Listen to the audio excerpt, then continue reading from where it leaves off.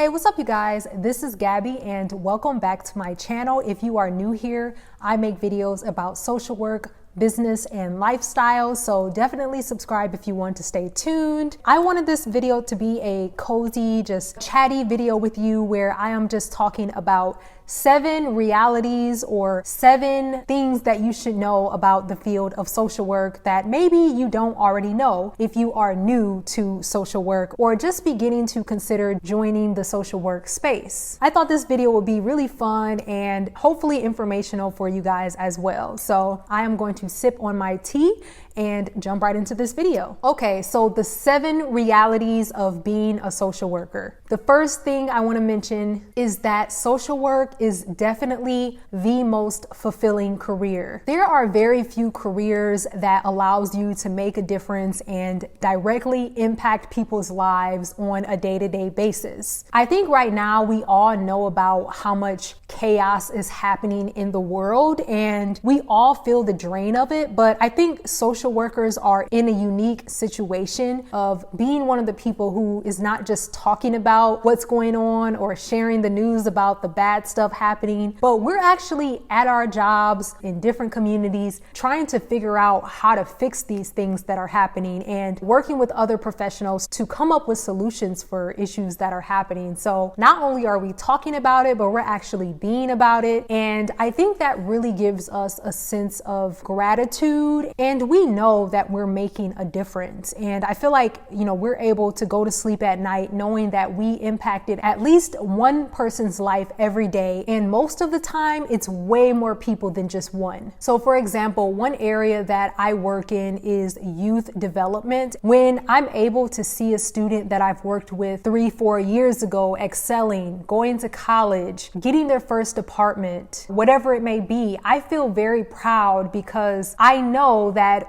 even if it's just a small scale level, I helped to make a difference in that young person's life. It reminds me that I am doing what I'm supposed to do on this earth. I think as human beings, we all want to know that the actions we are doing are contributing to a greater good. So for other professionals, doing that may be a little difficult, but for us, it's a very easy thing to do. And that's why I like working in this profession. Okay, so the second reality about social work. People will always assume that you work in child protective services. And I think the reason this myth exists is because when you watch movies and you watch different TV shows, often the only time you see a social worker is if there's some type of child abuse or child neglect situation happening when a social worker has to get involved. We can't really rely on Hollywood to portray us and our profession in the best and most accurate light. So often, if people don't know social workers in their real lives and the only depiction they have of social workers are on TV,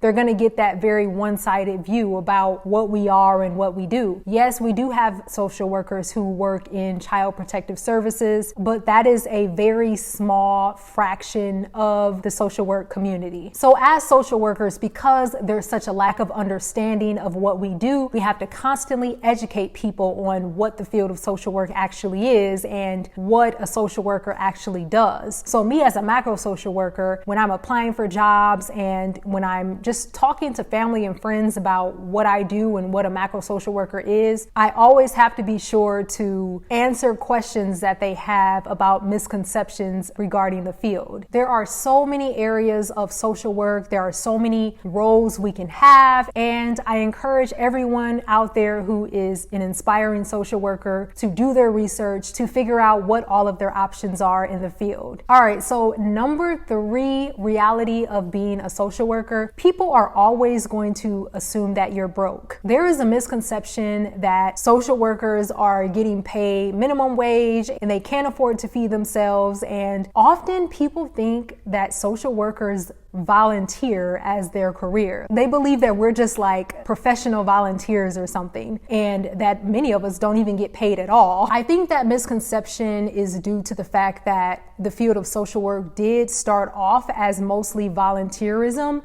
but over the years it did span into a profession with a whole code of ethics behind it, licensure processes, etc., etc. For anyone who was not aware, no, social work is no longer just just volunteer, and it is actually a full-blown profession now. You learn something new every day. And yes, it is true that some social workers are paid a low salary, often those who are entry-level position or those who are generalist social workers. That's why it's so important to find your social work niche so that you can be specified and demand a higher pay. And I'll make sure to link a video about finding your social work niche and how you can do it in one of the cards. So definitely watch that. All right, so the fourth reality of a social worker or of the social work profession is that not all of us work in nonprofits. I think sometimes we automatically assume that all social workers work in nonprofits, but that's actually a misconception. A lot of social workers actually are medical social workers, and they work in hospitals or different outpatient facilities. And we also have a large amount of social workers who are working for the government. For example, those who work in Veterans Affairs or those who work in community development or urban planning. We also have social workers who actually work in for-profit industries or the business sector as well. I'm an example of that, you guys. So I actually work in the corporate space, and my job centers around corporate social responsibility, and I help the companies that I work for to leverage their capital and invest it into communities. So we do that by corporate sponsorships, by philanthropic giving, and also by engaging our employees in volunteer activities to support community initiatives as well. So yes, social workers do work in a variety of different industries. Many of us do work in the nonprofit space, but we work in other spaces as well. So keep that in mind when you are considering joining the field of social work. Okay, so the fifth reality about the field of social work is that self-care and work-life balance is very crucial. Because of the work that we do, we need to make sure that we have a sense of division between the stressful work that we're doing at our jobs and with the time that we're spending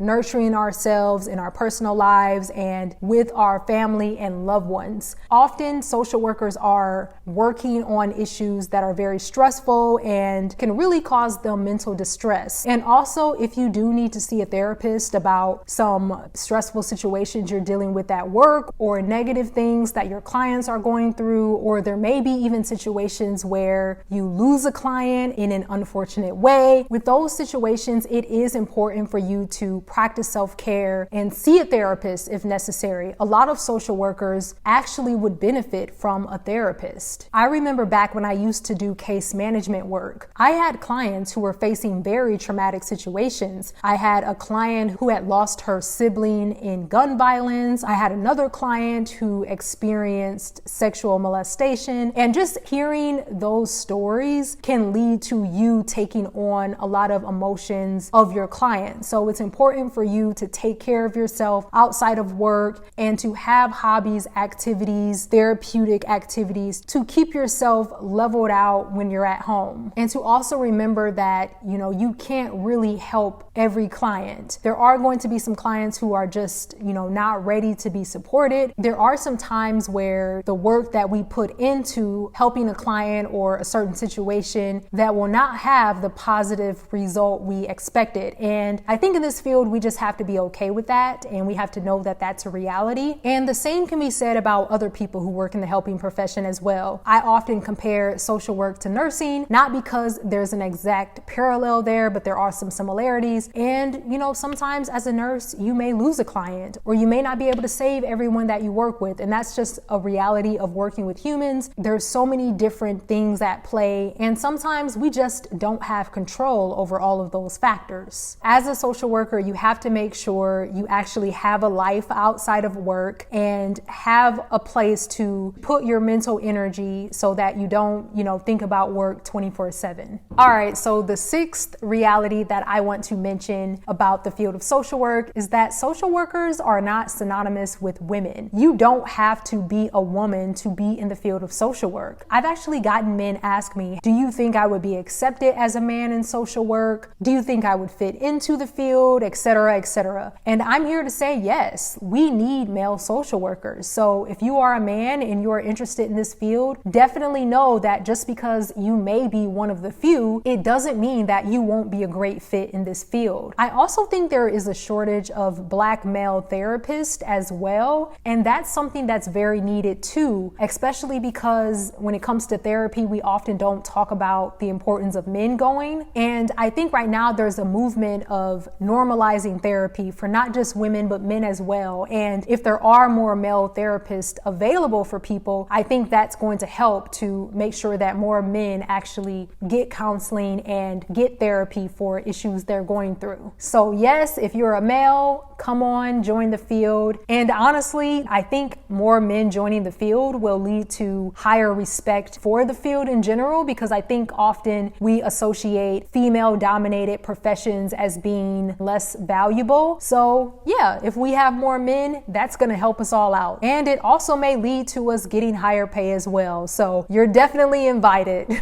All right, so the seventh and final reality about the field of social work that I want to talk about in this video is that coming into this field with a goal of helping people is not enough. You have to get more specific than that, you guys. And I'm talking to my past self as well, because when I first joined this field, that's all I really saw as well. I just saw this desire inside of myself to help people and to help support communities that were facing injustices. But it's so important when you are trying to get into this field to find the area of social work that is best aligned with your unique abilities, your skills, interests, and passions, and get focused sooner rather than later. I mentioned earlier how those generalist practitioners in social work tend to get paid lower on the spectrum because they don't really have a specific area of expertise. So some examples of areas of expertise in social work would include being a medical social worker, being a school social worker, being a community health social worker, being a corporate social responsibility worker, being a social worker who works in the foundation or philanthropy space, working in case management, working as a social science researcher. You get my drift. I think it's really important for you to really research the different fields and avenues out there for social workers and try to find an area that would be a good fit for you so that you can have more concrete answers around what you actually want to do in the field. Because yes, all of us as social workers are helping people, but in order to really thrive and do well in this field and make the greatest impact, we have to get more specific and work to narrow in on exactly how we want to contribute to the community. All right, you guys, so cheers if you have watched this video to the end.